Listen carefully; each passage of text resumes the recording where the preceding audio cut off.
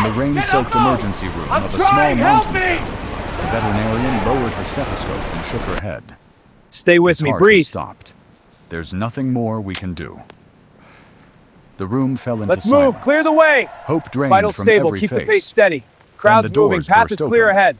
A former Navy SEAL stepped forward, eyes burning with quiet resolve, his loyal German shepherd at his side. He placed his hands on the lifeless dog and whispered, "Not yet." What happened next would leave everyone frozen in disbelief and remind them that miracles don't always follow the rules. Before we begin, please like, subscribe, and stay with us.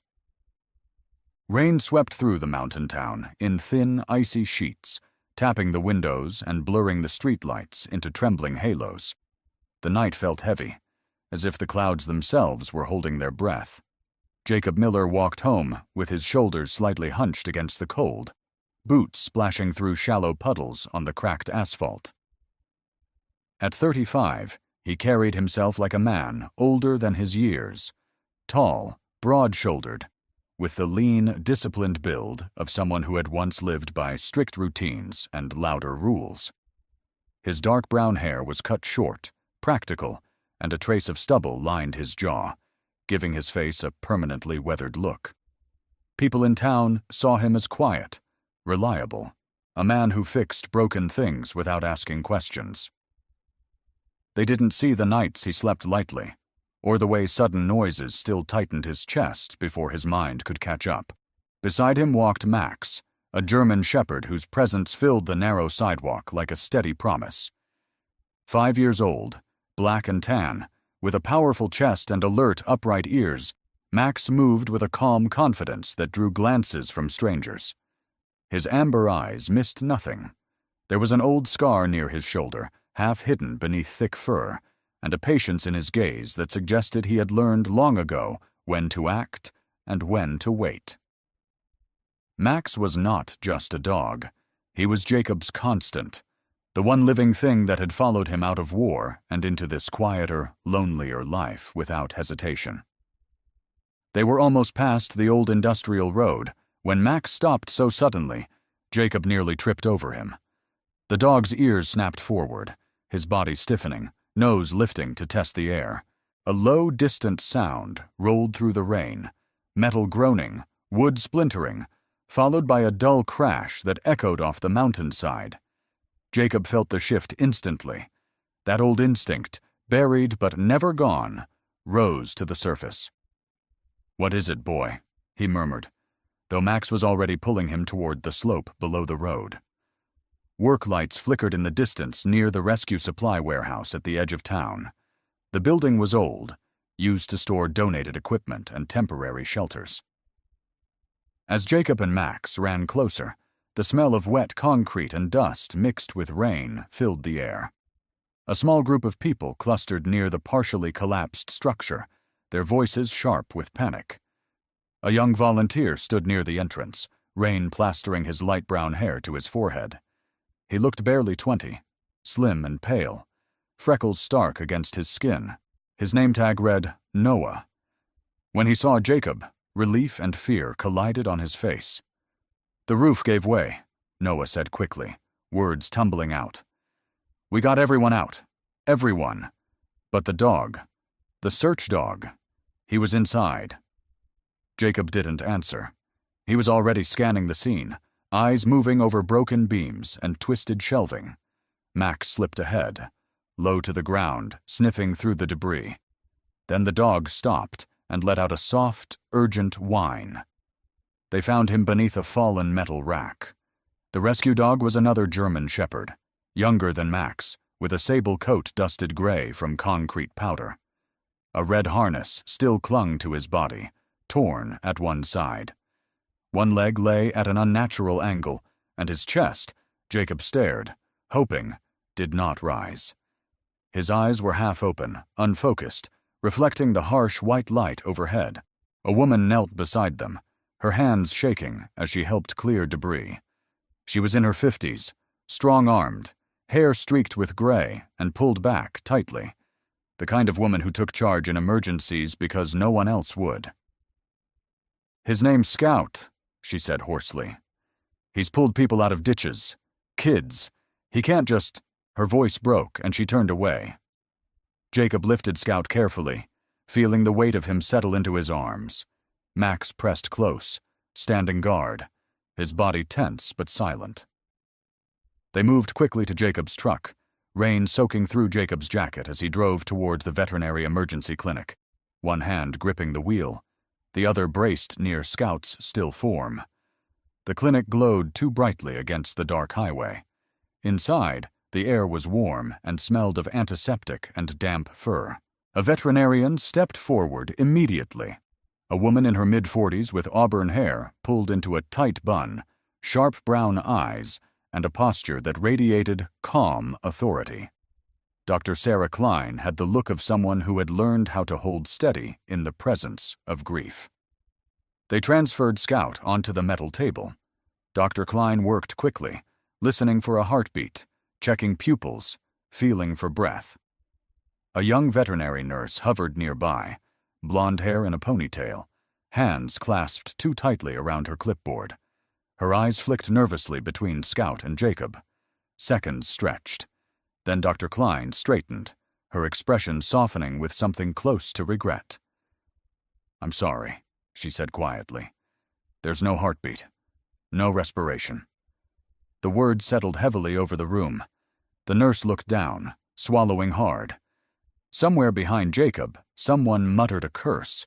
Max sat at Jacob's side, tail still, eyes fixed on Scout's unmoving chest.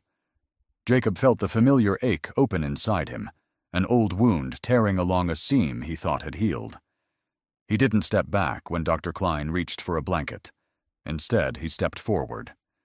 "Give me a minute," he said.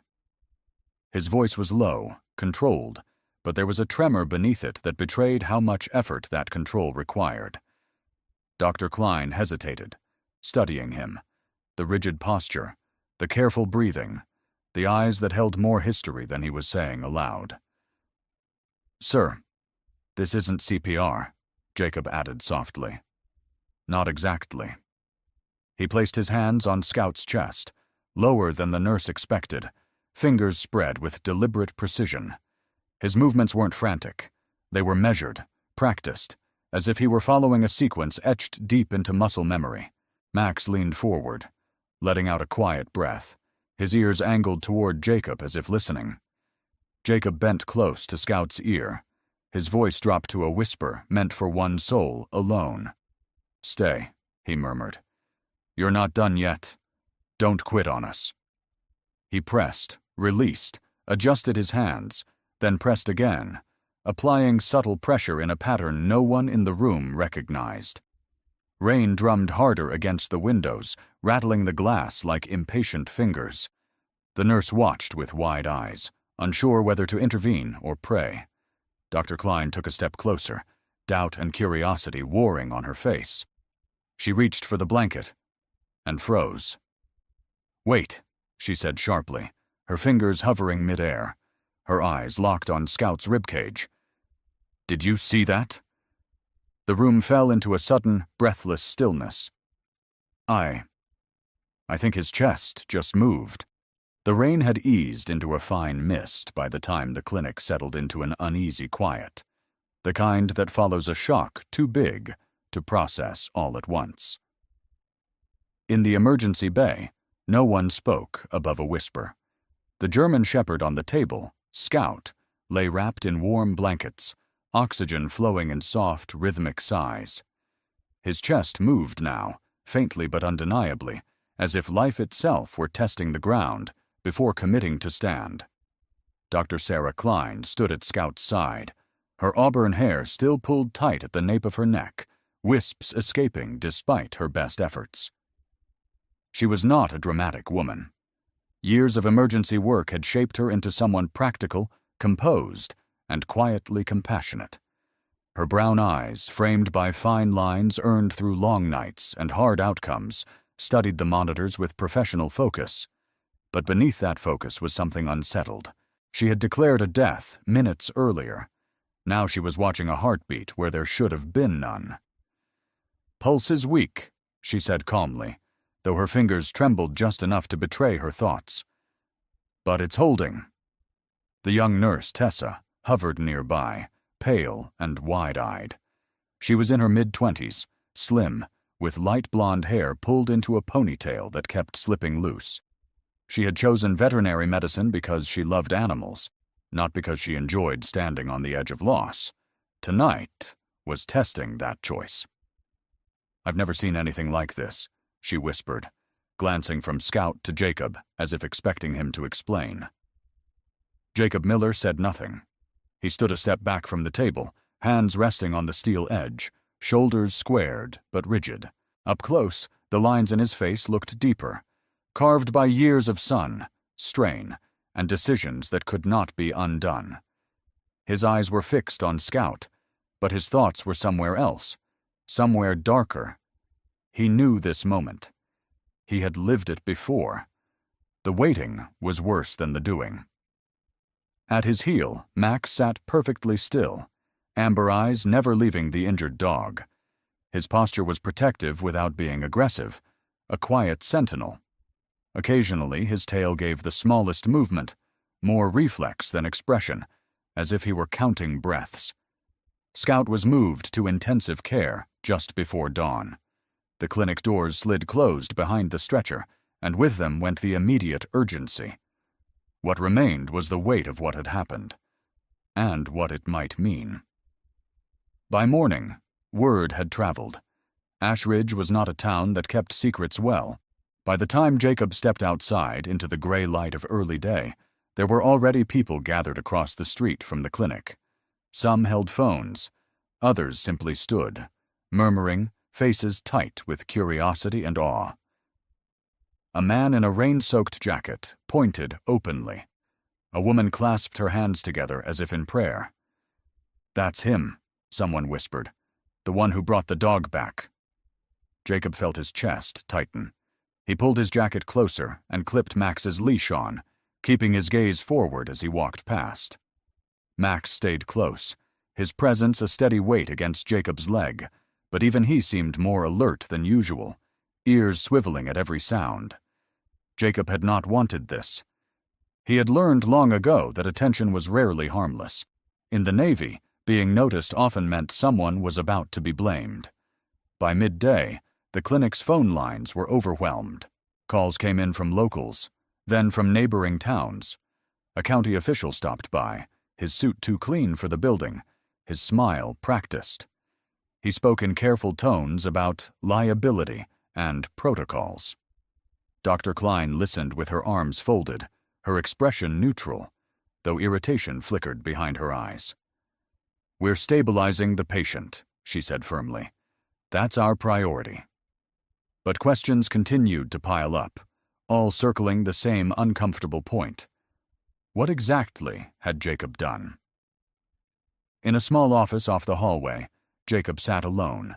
Max stretched at his feet. The room smelled faintly of coffee and disinfectant. Jacob stared at his hands, turning them palm up, then down, as if searching for evidence of what others believed he possessed. A miracle worker, they were calling him now. The phrase made his stomach turn. Dr. Klein stepped in quietly and closed the door behind her. She leaned against the counter instead of sitting, studying Jacob with a mix of gratitude and concern. "I need to ask you something," she said gently, "and I need you to be honest with me." Jacob met her gaze. "I always am." "What you did last night," she continued, choosing her words carefully, "wasn't anything we teach. It wasn't CPR. It wasn't stimulation or defibrillation. If someone else tried it without understanding, they could do serious harm." Jacob nodded slowly. "I know." "Then why do it?" she asked. "Why take that risk?" He looked away, jaw tightening. For a moment it seemed he wouldn't answer. Then he spoke, his voice low. "Because sometimes doing nothing is the bigger risk." Dr. Klein didn't press further. She could see the weight he carried, heavy and old. Instead, she said, "Scout is alive. Weak, but alive. Whatever happens next, that matters. Outside the office, the tension continued to build. By evening, Jacob noticed people following him with their eyes wherever he went. Some smiled at him with something close to reverence. Others watched warily, suspicion sharpening their expressions. He overheard fragments of conversation in the waiting room. "If he can do that," a man said quietly, "why isn't he working for the government?" "My sister's dog is sick," another woman murmured. "Maybe he could." "He shouldn't have touched that animal," someone else muttered. "What if it goes wrong?" Jacob left the clinic before nightfall, the weight of those voices pressing against his back. He drove home in silence, Max's head resting against the door, eyes half-lidded, but alert. The road wound through the trees, mist curling low over the asphalt. The mountains loomed dark and unmoving, indifferent witnesses. At the cabin, Jacob fed Max and sat at the small kitchen table with a cup of coffee he forgot to drink. The walls were bare, the furniture second-hand. It was a life stripped down to necessities. He had chosen it that way. Fewer things meant fewer reminders of what could be lost. Max approached and rested his head on Jacob's knee, his weight solid and warm. Jacob's hand moved automatically, fingers threading into the thick fur behind Max's ears. "You knew," he murmured. "Didn't you?" Max's tail thumped once, slow and sure. Sleep did not come easily. Jacob lay awake, memories rising uninvited. Another dog, years ago. Another night. His hands moving just a fraction too slowly. The breath that never came back. He squeezed his eyes shut, jaw clenched, until the memory loosened its grip. Morning brought no relief. When Jacob returned to the clinic, a small crowd waited outside. A reporter stood near the entrance, microphone in hand, hair perfectly styled despite the damp air. He spotted Jacob immediately. "Mr. Miller," he called out, stepping forward. "Is it true you performed a revival technique learned in the military?" Jacob stopped. He could feel Max tense beside him. Dr. Klein appeared in the doorway, her presence firm. "This is a medical facility," she said sharply. "You need to leave." But the seed had already been planted. Inside, Scout remained stable, though unconscious. The ICU room hummed softly with machines. Jacob stood by the glass, watching the rise and fall of Scout's chest. He felt no triumph, no pride. Only a quiet, gnawing fear that this fragile victory had opened a door he could not close. By afternoon, the hospital administration requested a formal statement. A meeting was scheduled. Jacob sat at the end of a long table, Max lying at his feet, while administrators spoke in cautious, measured tones. Words like investigation, review, and unauthorized action floated through the room. Jacob listened, silent. When the meeting ended, Dr. Klein walked with him to the door. "You did the right thing," she said softly, "even if the world doesn't know what to do with it yet." Jacob managed a faint nod. Outside, the sky darkened again, clouds gathering as if the mountain had more to say. As he reached his truck, his phone buzzed with an unfamiliar number. He stared at it for a moment before answering. "My dog was brought in today," a man's voice said, strained and desperate. "They said you might be there. They said you're the one who saved the other shepherd. Please, he's crashing. Can you help?" Jacob closed his eyes. Max looked up at him, ears forward, waiting. Night came early, folding itself around the clinic like a heavy coat. The parking lot lights cast pale circles on wet pavement, and the windows glowed with that tired, artificial brightness that never quite felt comforting. Inside, the emergency wing hummed again, not with hope this time, but with urgency sharpened into fear. Jacob Miller stood just inside the intake bay when the doors burst open. Two people rushed in with a stretcher between them, rain dripping from their sleeves, voices tangled with panic. On the stretcher lay another German shepherd, younger than Scout, lean and athletic, his sable coat slick with water and streaked dark where blood had seeped through. His name was Copper, someone said. 3 years old. Working breed. Found after a rollover on the highway, thrown against twisted metal and broken glass. The woman pushing the stretcher was in her early 40s, tall and narrow-shouldered, with auburn hair plastered to her face by rain. Her skin was pale and drawn tight with shock, freckles standing out sharply across her cheeks. Her name was Emily Harper, Copper's handler. She moved with the rigid focus of someone holding herself together by sheer will. Her jaw clenched as if loosening it might cause everything to fall apart. "He was breathing," she said over and over, like a prayer. "He was breathing when I pulled him out." Behind her came a man with a stocky build and a gray beard trimmed short, his eyes red-rimmed and furious with helplessness. Mark Doyle, the driver who had swerved to avoid a deer and lost control. He hovered uselessly, hands flexing as if he could still grab time and force it backward. Dr. Sarah Klein appeared instantly, her calm snapping into place like armor. She moved to the stretcher, issuing clipped instructions, her brown eyes scanning Copper's injuries with brutal efficiency. "Severe thoracic trauma," she said quietly. "Get him on oxygen. Now." Jacob stepped aside, his presence suddenly heavy.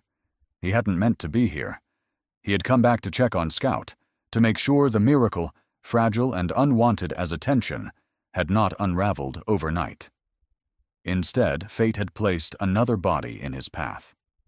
Mac stood close to Jacob's leg, his ears angled forward, nostrils flaring. He watched Copper with intense focus, tail low, as if recognizing a fellow worker, another dog bred for duty and endurance. For a moment, Max's gaze flicked to Jacob, questioning, searching. Jacob felt it like a hand pressing against his chest. The room filled with motion. Oxygen hissed. Monitors chirped erratically. Copper's chest rose in shallow, uneven spasms that barely counted as breaths. Emily hovered near the wall, fingers clenched together until her knuckles went white. Her eyes never left Copper's face. "Heart rate dropping," a technician murmured. Dr. Klein's mouth tightened. "We're losing him."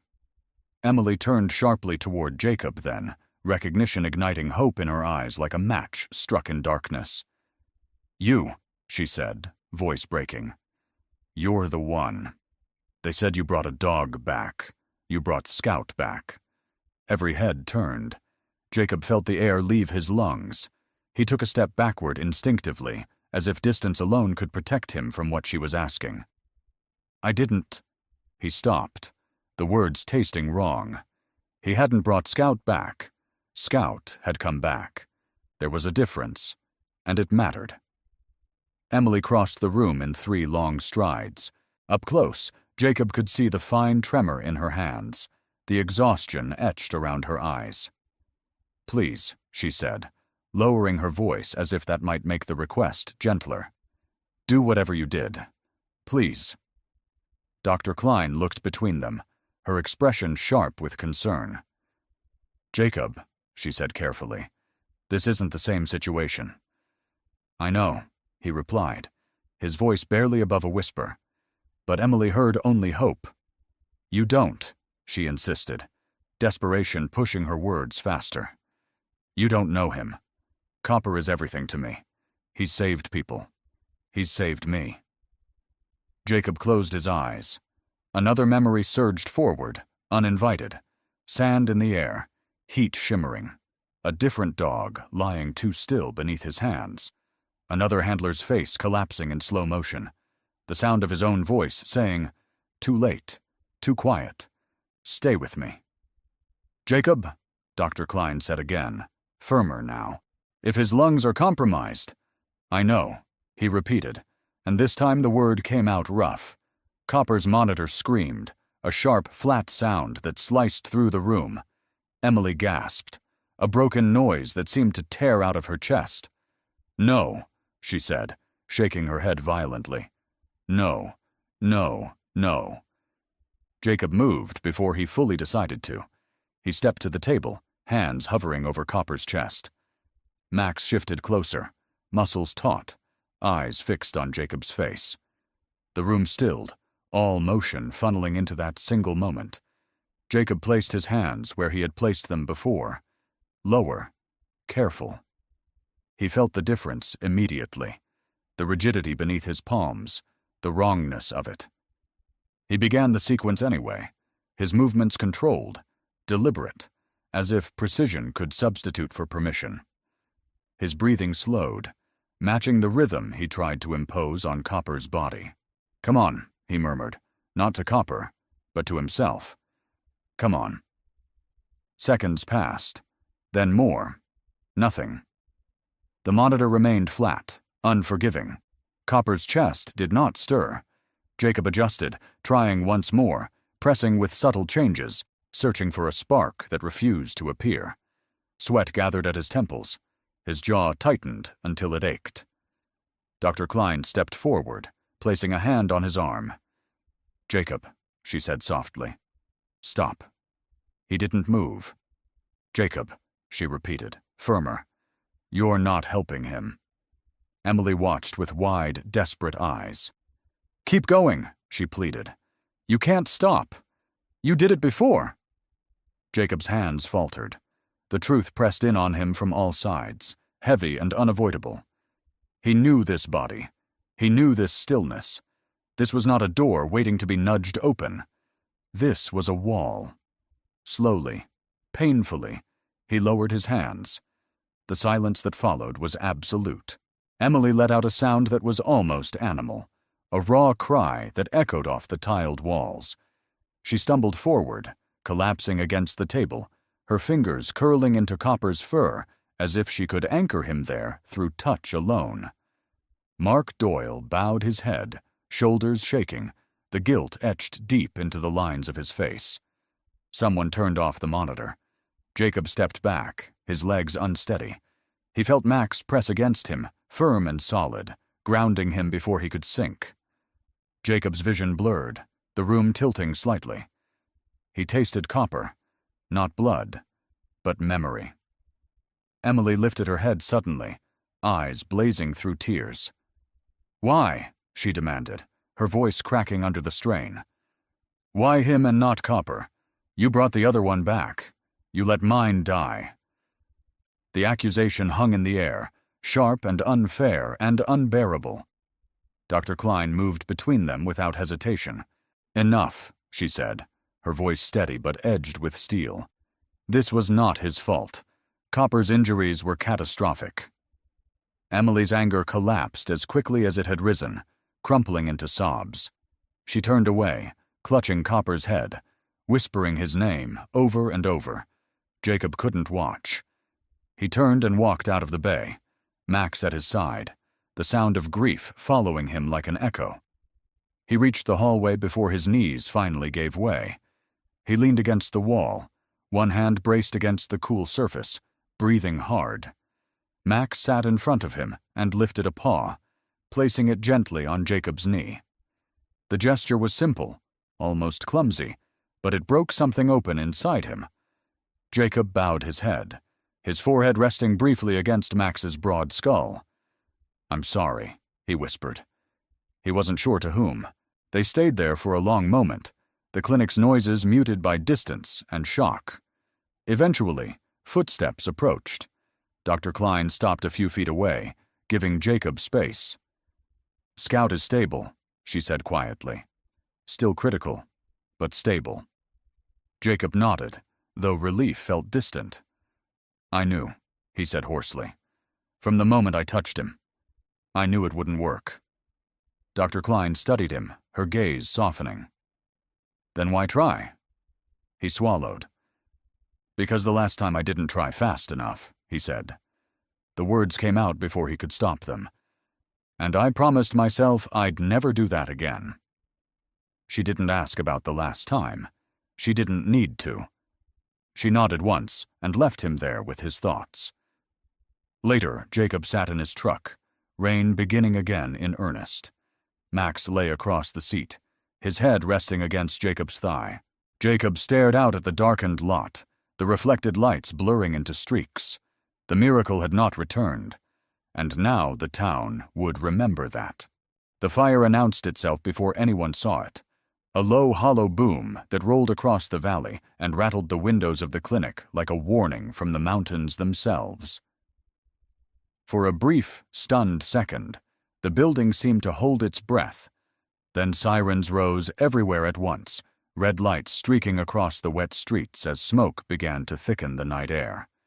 Jacob Miller was standing in the ICU hallway, one hand resting lightly on the glass that separated him from Scout's bed. The rescue dog lay swaddled in warmth, chest rising with effort, alive but fragile. Jacob had been counting breaths, the way he did when his mind needed something solid to cling to. At the sound of the explosion, he straightened, every muscle tightening in the same instant. A nurse hurried past, phone pressed to her ear, voice sharp with urgency. "Industrial sector," she said to no one in particular. "Warehouse fire. Possible collapse." Jacob's pulse quickened. He turned automatically toward the exit, then stopped himself. He was not on duty. He was not wanted. After Copper, the unspoken rule was clear. Stay out of the way. Max lifted his head from the floor, ears snapping forward. The German Shepherd rose to his feet, body tense, tail low, eyes bright with unmistakable purpose. He looked from Jacob to the corridor and back again, a silent question hanging between them. "Easy," Jacob murmured, though his own voice lacked conviction. "We're not—" A shout echoed down the hall. "They can't find the kid."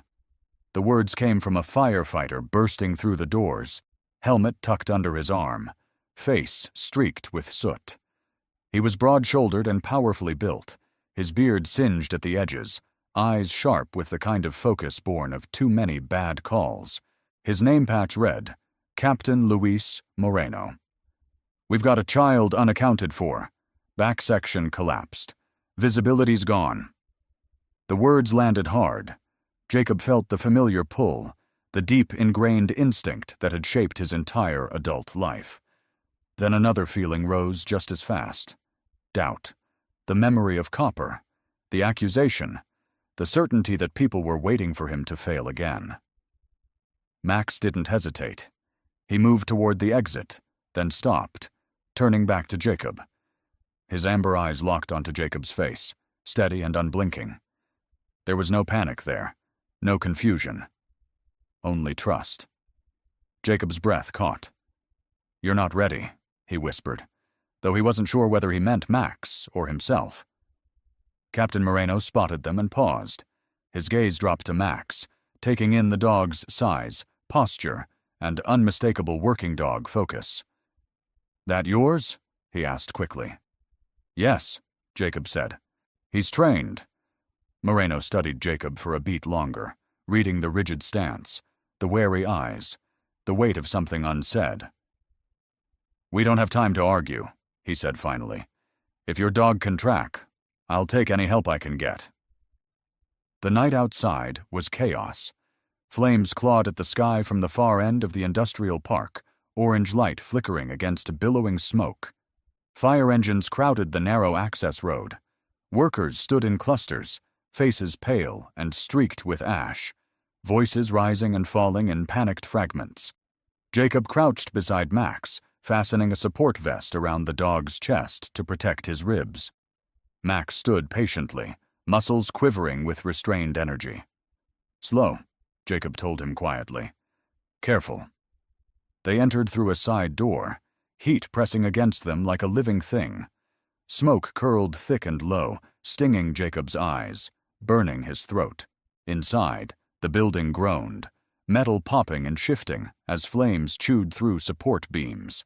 Max moved first, nose low, tail stiff, guiding them through debris with sure-footed precision. Captain Moreno followed close behind, flashlight cutting a narrow path through the smoke. "Last camera sighting put him near the loading bay," Moreno said, voice raised. 8 years old. Ran back in looking for his dad. Jacob nodded, though his focus was entirely on Max. The dog paused suddenly, sniffed the air, then veered left toward a collapsed shelving unit. He whined softly, urgent but controlled. Jacob's heart hammered. He dropped to one knee, sweeping debris aside with gloved hands. Beneath twisted metal and fallen boxes lay a small figure, motionless. A boy, thin and soot-streaked, hair matted to his forehead, one arm pinned awkwardly beneath him. "Found him!" Moreno shouted into his radio. Jacob reached the boy first. He felt for a pulse and found nothing he could trust. The child's chest was still. Smoke inhalation, his mind supplied coldly. Severe. Time was slipping. For a split second, Jacob froze. The weight of the past pressed down on him, heavy and paralyzing. The voices from the clinic echoed in his head. Why him and not Copper? What if he tried again and failed? What if this time there was no second chance? Max nudged Jacob's arm, firm and insistent. The dog's breathing was labored but steady, eyes locked on Jacob with unwavering certainty. It wasn't a command. It was a reminder. Jacob swallowed hard. He positioned the boy carefully, clearing the airway, tilting the head just enough. "Stay with me," he murmured, the words coming automatically now. He adjusted his hands, gentler than before, mindful of the child's smaller frame. This was not the same technique. It couldn't be. He drew on older training, lessons learned in places where smoke and rubble had been constant companions. He began compressions, slow and precise, focusing on rhythm and restraint. Between movements, he applied targeted pressure along the rib cage, stimulating reflexive breathing. The smoke burned his lungs, sweat stung his eyes, but he didn't stop.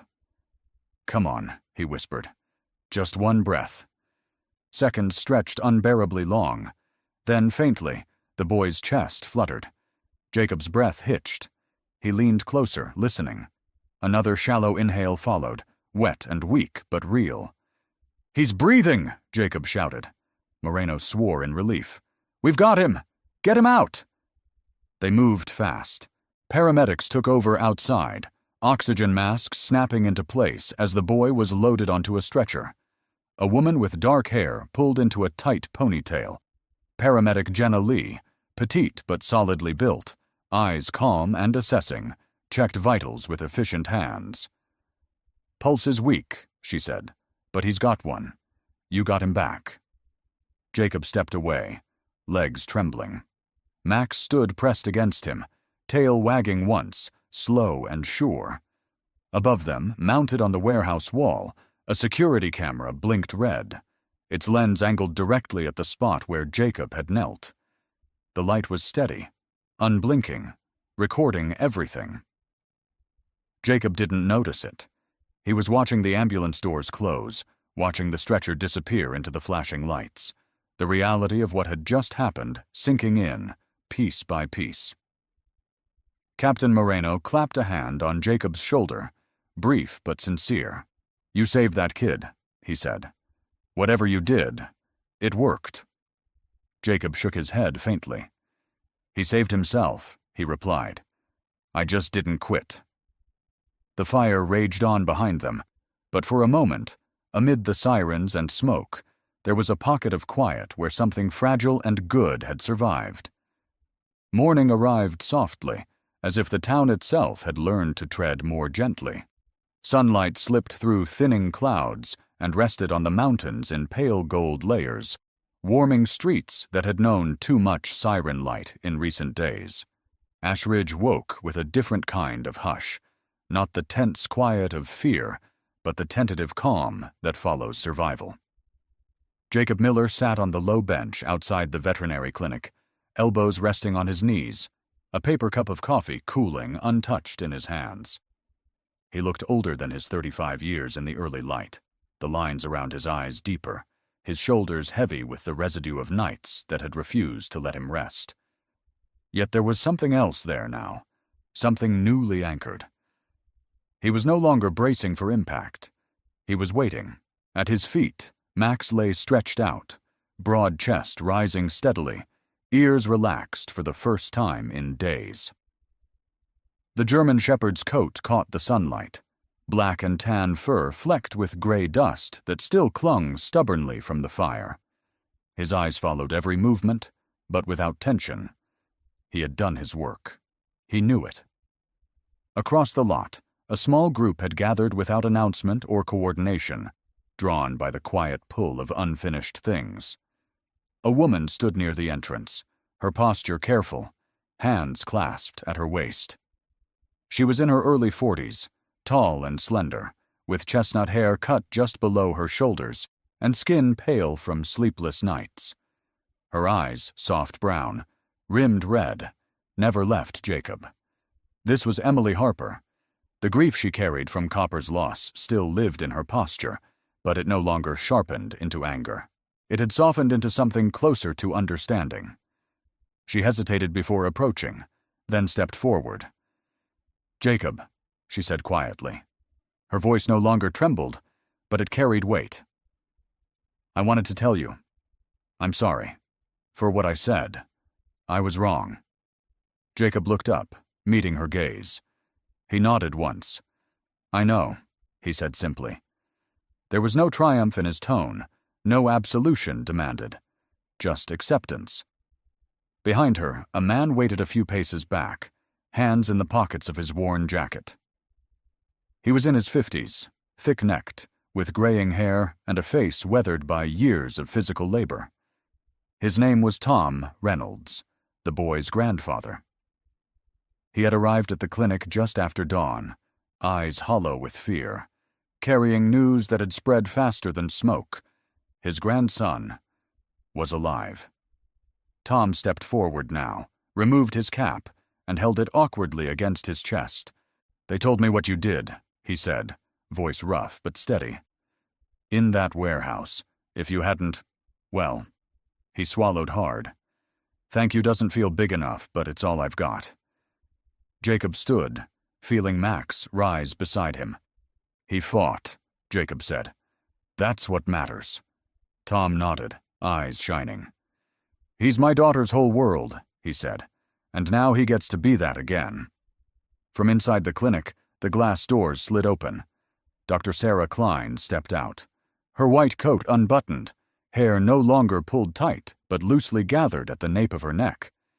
In daylight, she looked more tired than formidable, slim, straight-backed, with faint freckles visible across her nose. She had spent decades learning how to separate emotion from duty, but the past 48 hours had tested that discipline. "Scout is awake," she said quietly. The word moved through the small group like a held breath released. Jacob felt his chest tighten, relief sharp enough to sting. He followed Dr. Klein inside, Max walking at his side, nails clicking softly on the tile. Scout lay in the ICU room, propped carefully on padded supports. His eyes were open now, dark, intelligent, still dulled by pain but undeniably present. Tubes traced quiet paths across his body, machines murmuring softly around him. When Jacob stepped closer, Scout's gaze shifted, then settled on him with effort. His tail moved once, a faint, deliberate motion. Jacob knelt slowly, resting his hand on the edge of the bed. "Easy," he murmured, the word carrying more gratitude than instruction. Dr. Klein watched the interaction from the doorway, arms folded loosely. "He's going to recover," she said. "It won't be quick. There will be therapy. Limitations. But he's strong." Jacob nodded. Strength, he understood. By noon, the story had outgrown the town.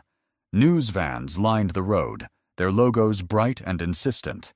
Cameras angled toward the clinic, reporters speaking into microphones with practiced urgency. Words like miracle and controversy were repeated in equal measure. Jacob stood apart from it all, Max close, the noise washing past him without settling. Inside a small conference room, hospital administrators gathered with Dr. Klein and a woman who carried herself with quiet authority.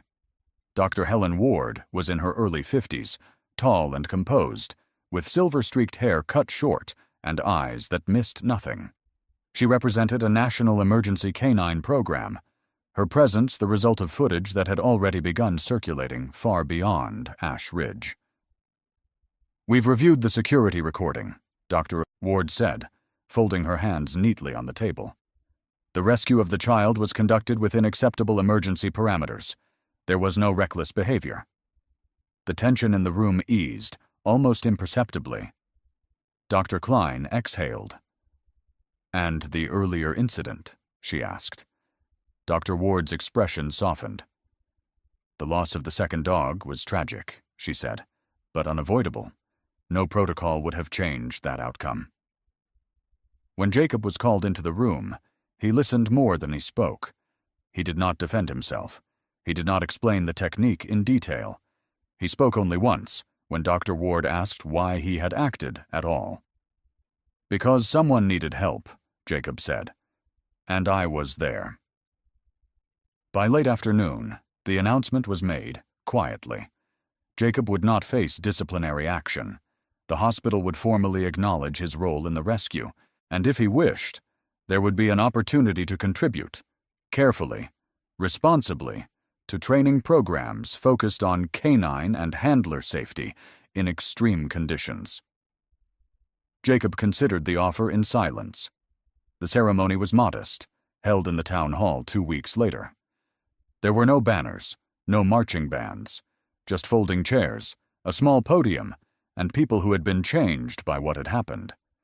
Scout, still recovering, lay nearby with a handler's hand resting gently on his back. Max sat proudly at Jacob's side, ears high, posture calm. When Jacob's name was called, he stood, the room rising with him. Applause filled the space, not thunderous but sincere. Dr. Klein presented Scout with a simple ribbon, her voice steady despite the emotion it carried. "For resilience," she said, "and for reminding us why we do this work." Jacob was offered a plaque of his own. He accepted it with a nod, then set it carefully aside, his hand instinctively resting on Max's head. "I don't need this," he said quietly, voice carrying through the hall. "But I'm grateful."